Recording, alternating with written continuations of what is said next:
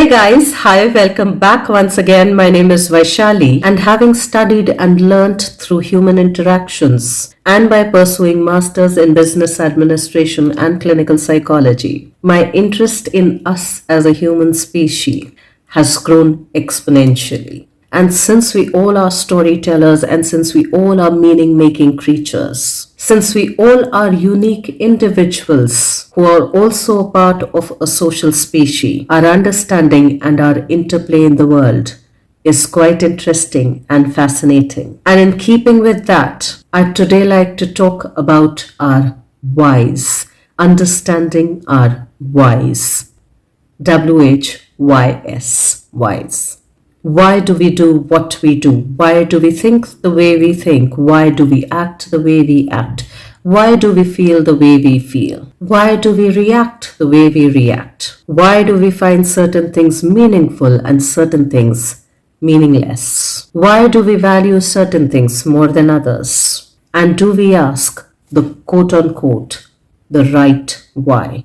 Are we curious enough to understand ourselves? Why or why not? And in my understanding, having that curiosity enhances a few things about our lives, about ourselves. It enhances our creativity. It also opens us up to widening our consciousness, or at least our conscious awareness. It also enhances our empathy quotient, because when we ask others for their whys, WHYS, it enables us see the world through their eyes. It helps us understand the world through their perspective. It helps us understand them to a certain degree. And quite naturally, it enriches our perspective, which we can choose to agree with, or we can choose to agree to disagree with. Or we can even take our time to contemplate on their point of view, on somebody else's point of view. And in my understanding, it also deepens the connection. It makes our conversations, our companionship,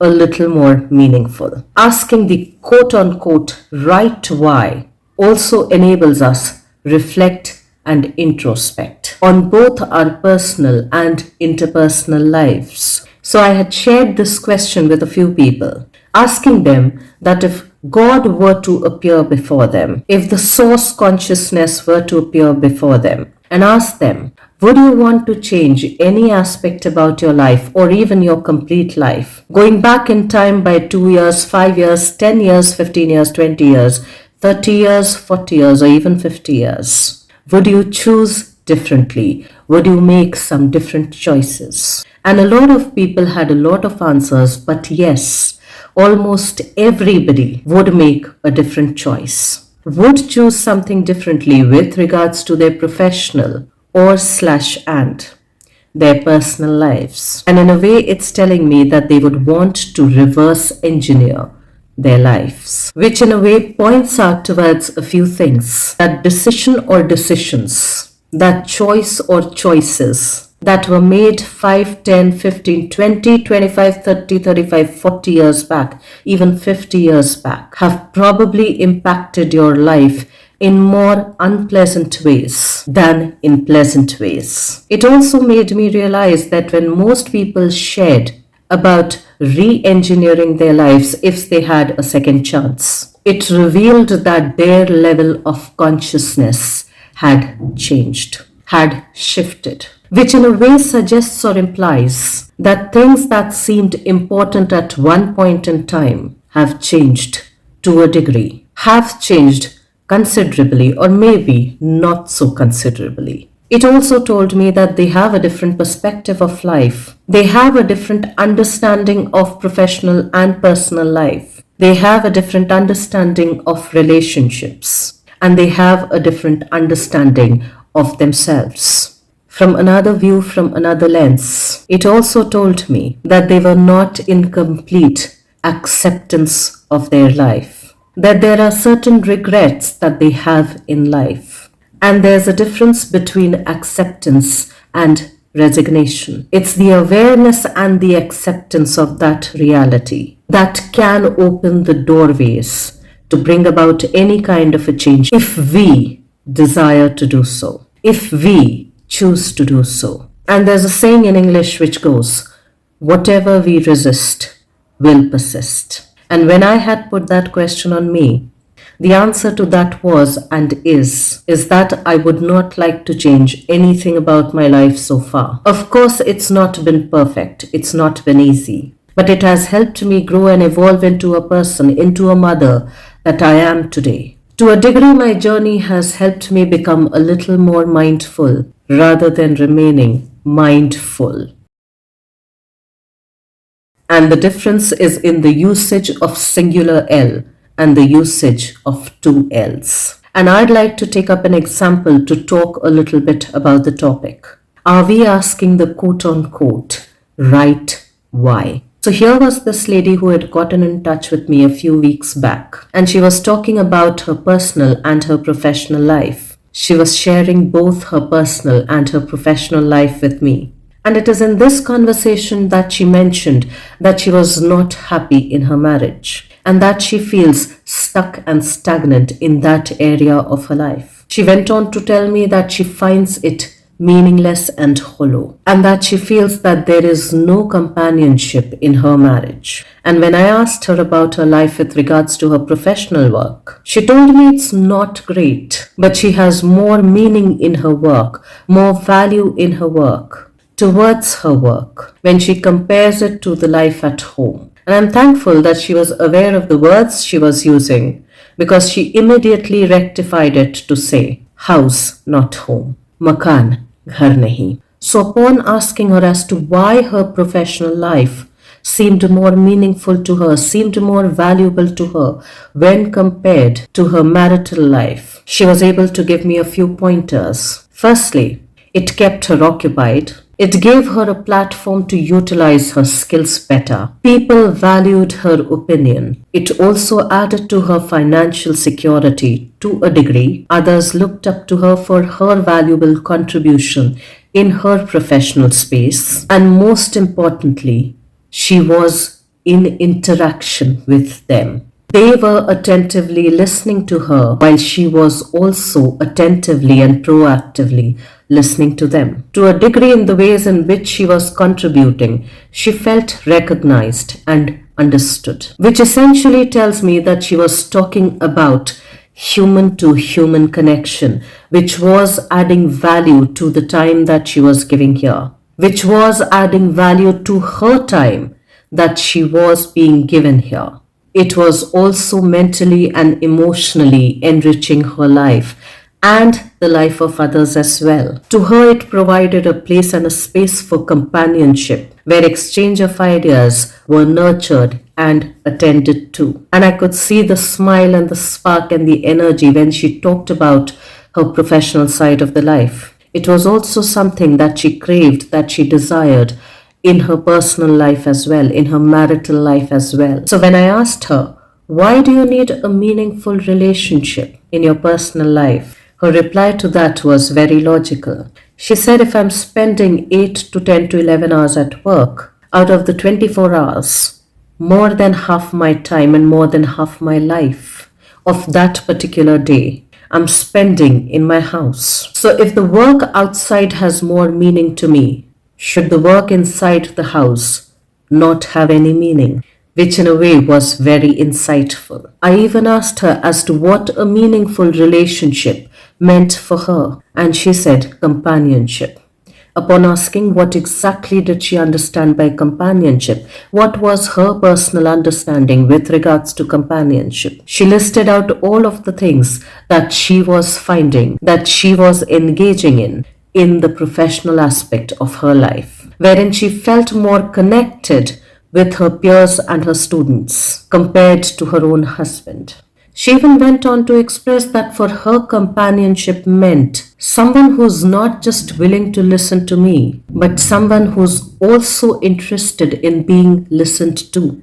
Someone who's not only interested in understanding me, but someone who's also interested in letting me understand them. Someone who's interested in being attentive and even is interested in me being attentive towards them. And while she was expressing this, I almost heard a sound of hopefulness, and even a sound of hopelessness, of resignation. So, having understood about her profession and having seen the way she mindfully used her words, I asked her as to why she was not communicating this with her husband. And she once again specifically answered, I used to at one point in time. And gradually it started to turn into criticism and nagging. And of course, once that started, the disconnect between the two of them kept increasing, which led her to feeling more hurt, more resentful, and distracting herself more towards her work. And when she uttered the word work again, I asked if she would go to her workplace, if such an equation existed there, the way it had played out in her personal life. And she said that I would have either communicated that very clearly or I would have given 2 months of notice period and left if it was not serving what she needed, which provided me an interesting insight and a window through which I poked another question. So if you would have left after 2 months of notice, or you would have ensured that this thing of yours gets addressed, that this thing that you need is paid attention to, is brought to the notice, or you would have given your notice period. Why do you stay in your marriage relationship? And upon noticing the hesitation, I brought to her light that she was able to bring out the cons in her marital life, that she was able to clearly tell me as to what was causing that dissatisfaction in her marital life, about the things that she has not been getting, about the things that she is longing for, about the things that she desires. She also needs to reflect as to what it was actually giving her in reality, which was making her stay, even as she felt stuck and stagnated. What was the meaning that her marriage was giving her, even though she felt it was meaningless? And of course, she did not get a whole lot of answers, but upon reflection, she got a few answers for herself. And to get those few answers as to what meaning was it giving her, despite her feeling that it was meaningless, she had to get brutally honest with herself. And it did not feel pleasant, but it gave her a reality check. And based on that reality check and whatever meaning she decides to give it, whether she stays or whether she leaves, or whether she distances herself, will be her choice, is her choice. And in my understanding, a consistent evaluation of our whys in every aspect of our life not only gives us a reality check, but even enables us come down to the present time, enables us ask the question with reality as our backdrop as to why do we do what we do? Why do we think the way we think? Why do we act the way we act? Why do we feel the way we feel? Why do we react the way we react? Why do we choose or not choose what we are choosing or unchoosing? In my understanding, it also helps us set our priorities well. It also helps us in re-evaluating our values. It helps us in keeping a track of our own growth and evolution. A consistent evaluation of our whys also helps us in understanding if we should stick to the same course, if we should stay on the same course, keep doing the same things over and over and over again, or should we take a U-turn and course correct, re-engineer things a little differently, remodel our lives a little or a lot differently. In my understanding, asking the right whys slows us down, makes us more mindful, so that we can reflect and introspect, rather than live mindlessly and be on the autopilot. So if you could go back in time and change certain decisions or even change your life completely, make different choices, to which many had said yes, it naturally would entail that they would completely change the trajectory of their life. So then the other inquiry is, why not make those changes today? If there were certain things, certain situations, certain people, certain obligations holding you back to make those choices so many years back, have those circumstances, have those environments changed? Have those social obligations changed? Have your value systems evolved and changed over the years? And if those choices and decisions that you did not choose to make at a certain point in your life, whether it was 5 years back, 10 years, 20 years, 30 years, 40 years, or even 50 years back, and you're still unable to make some of those decisions today, or maybe you're not wanting to make some of those decisions even today, what's the cost benefit of remaining the same? We might be aware of the losses, but it's better to be even aware of the benefits that we are getting in return so that we can express some gratitude towards those benefits, towards receiving those benefits. And in my understanding, that helps us assess our reality better. It helps us in evaluating our value systems better. It helps us in evaluating our fears and our desires better. It helps us in prioritizing our choices and our decisions a little better. It also enables us to be grateful towards those things that we are receiving, even when we are not wanting to make certain deliberate choices. It also helps us become a little more self-aware, and not just on a personal level, but it helps create self-awareness of ourselves as well with regards to our environment, with regards to our situations in life. And as they say, self-awareness and acceptance, not resignation, is the beginning of any kind of change or evolution that we wish and desire to experience, both on personal and interpersonal levels. Because it's only realistically when we assess ourselves and assess our situations, we are not in resistance to it. And anything that we are not in resistance to, we grant ourselves the permission to bring about the changes that we wish to bring about. Because, like they say, anything that we resist will persist. So let's try and realistically evaluate and assess our situations. The pros and the cons of remaining in the situation, and the pros and the cons of changing the situation. Let's try and do that for ourselves so that we take accountability towards our part, our equation in the bigger equation. Let's try and do that for ourselves, and I will see you once again the next week. Till then, stay tuned in.